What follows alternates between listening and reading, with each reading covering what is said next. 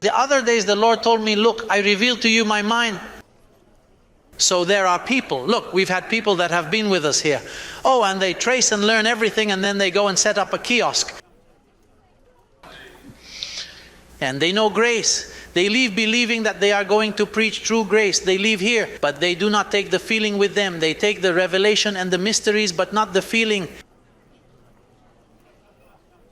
Feeling is another matter.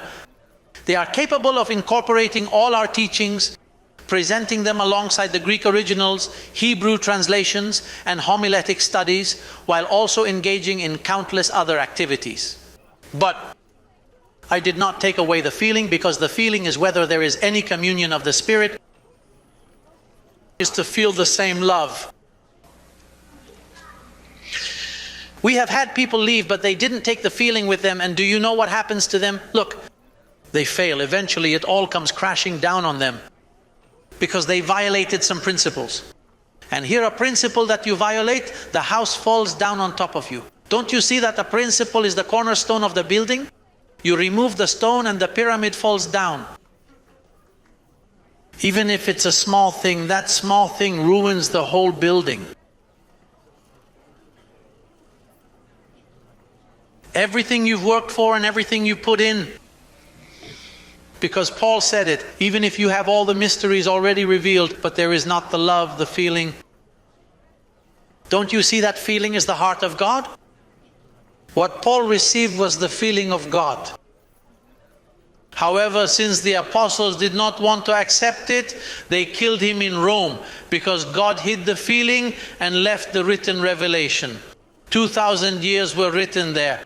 All that I speak is written, and no one had seen it because God hid the feeling. And if the feeling is hidden, blessed. I have seen theologians, sometimes I listen to them, and they start talking about revelation and predestination, and they make you dizzy. And they leave your mouth like this. But since they are not in the feeling, they heard it here and it came out here. Soon they are talking about the devil and sin, that the devil is chasing you and everything falls down. They throw profit on sackcloth because the sackcloth is broken. The feeling is the one who ties up the revelation.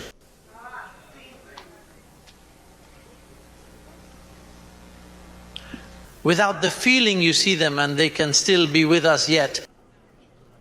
If they don't carry this feeling, eventually something happens. And do you know how something happens? God Himself makes something happen for them to leave, because that is blaspheming against the Holy Spirit.